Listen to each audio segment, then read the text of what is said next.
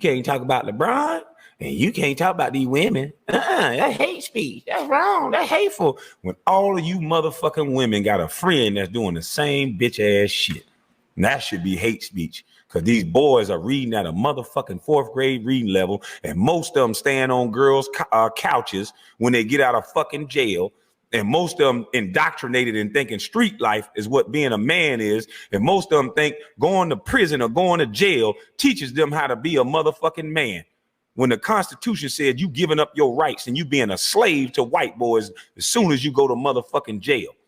Now you tell me who's better for the system when you got little boys thinking that they got to go to prison and be a white boy slave to be a fucking man. I had a nigga on the internet talking about, I went to jail. Don't compare me to no basketball player. You was a slave, boy.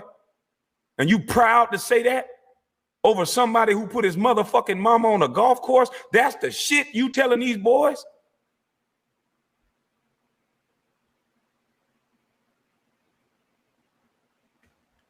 And boy, if you ever met me face to face in person, the fuck are you talking about? You don't know shit about me. That's what's wrong with these men talk so effeminate. You don't hear me calling out men names. I'm next to this person. I'm next. What the fuck are you talking about? Motherfucker, I know me. And I know you can't fuck with me. Because if you could, you wouldn't talk like that, boy. Now let me calm down before I snap. I go crazy. And I maybe act like my daddy.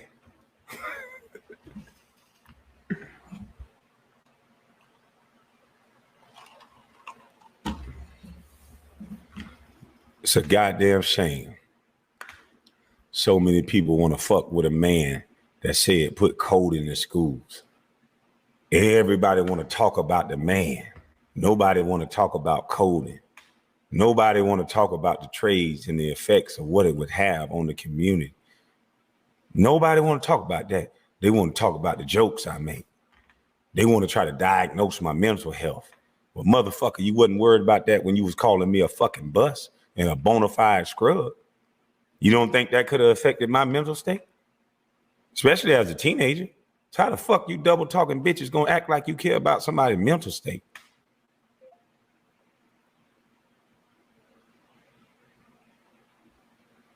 We're in a simulation. This is a game. Every motherfucker they tell you not to like, you better start investigating it and finding out why they telling you not to like them.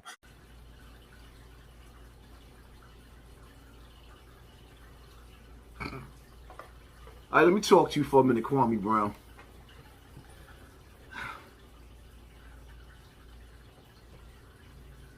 Everybody sent me your little video.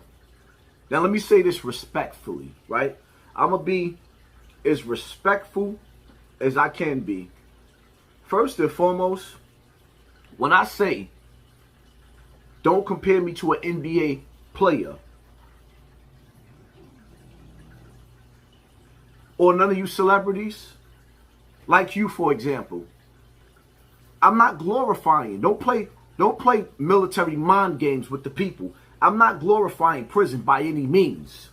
When I say at 18 years old, I went to the penitentiary, and at 18 years old, you went to the NBA, it's not because I'm glorifying.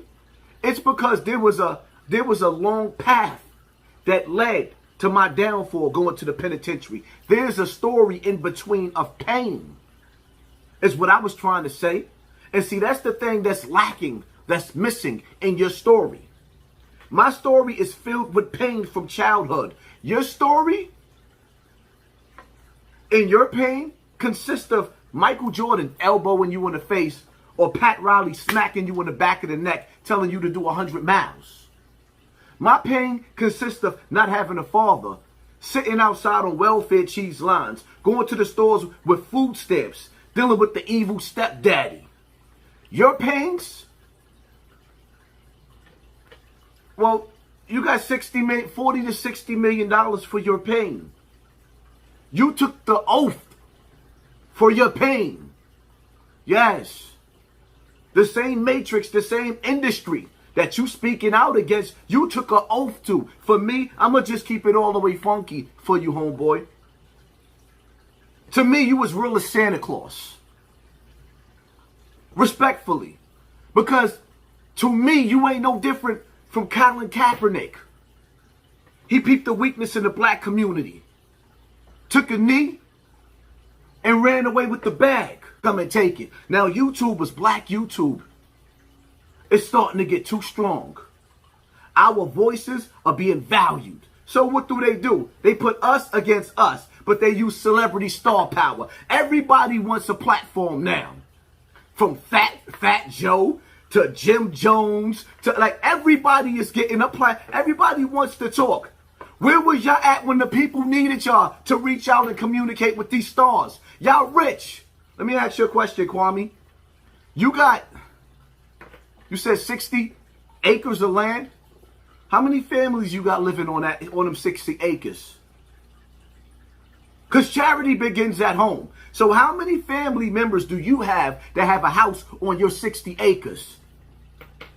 Right. I'll wait. Matter of fact, I don't even care. Because like I said, for the last 2 years, I'm not even talking about decades. The last 2 years, black America been in turmoil. And out of nowhere, for the last 2 months, you just pop up here like you just all about the people. And your claim to fame is not even basketball. It's because you got picked on a basketball court. And you comparing your pain to our pain. Yo, let me tell you something. All of y'all people in the comment section, man, you know what I want y'all to do? Tell me some of the worst experiences that you had in the comment section, what you've been through in your life. Because I know where we come from in the hood. This dude is sitting up there talking about the worst thing that ever happened to him is what he went through training for basketball. Y'all think that we don't know that y'all go through humiliation rituals? You think that we don't know that y'all go through what they call hazing? You think we don't know that y'all took oath? You took the oath? The same oath the rest of these celebrities, basketball players, you took the oath. They allowing you to be on YouTube the way that you on YouTube playing this military mind game. Brother, I don't trust none of you. We seen too many of you. Rappers turn into politicians. You know how we coming. Mike's on. We seen too many of you acting like y'all for the people. Poverty pimps. You got people sitting up there donating in your super chat, and you worth over 40 to 60 million? And you taking money from the poor? You're worse than a pastor. Get your hand out of my pocket. It is what it is, man. I'm out of here. Hi guys, so I just wanted to come and touch on this back and forth between Kwame Brown and Hassan Campbell. Now, Hassan made this video called "Do Not Compare Me to No NBA Player," and I think people were probably going in, DMing him or in his comments saying that he should hook up with Kwame. That's what I was thinking, because they do touch on the same topics, right? And I think I said this before in my other video. So I can see them, having a conversation if they were going to have one, and so I saw an interview recently as well. I was interviewing with Doggy Diamond TV, I believe, and he explained what he was trying to say in that video, because it wasn't clear. I was kind of puzzled as well of what he meant by putting that video out there. I definitely felt like once it got to Kwame, obviously that was going to start some back and forth between them. So I kind of feel like that was probably the main reason that he did do it. But Hassan kind of goes back and forth with a lot of people here on YouTube. And of course, rappers who may hear him speaking on them or whatever. Somebody may go and tell them that he said this, that, and the third. I don't know. So people will respond to some of the things that he says. And so I know that he's aware that if he puts something out there, the person might respond. And so I kind of felt like maybe he was just trying to get into some kind of back and forth with Kwame with that. But when he was explaining what he meant by what he said, it made more sense in that interview. because that is true. There were some other YouTubers a while ago who spoke on that as well about celebrities coming into the whole YouTube family or the whole YouTube scene. Because as YouTube was forming, you did not see a lot of celebrities on here. And some of them are not really necessarily active celebrities anymore, but we all know who they are, especially if you're part of like the hip hop community. And so you started to see some people come to YouTube and create their platforms. Um, there's a lot of stuff that's going on here on YouTube. Not necessarily just celebrities. There are a lot of people who may not have the best intentions for our community. That claim that they do, but then you don't really see the actions put behind the words. And so I get what Hassan means. But he was prejudging Kwame because he did not reach out to him because he's been on YouTube. He didn't just come to YouTube when he went viral. He just happened to go viral, but he's been here. He has had a channel here for a minute.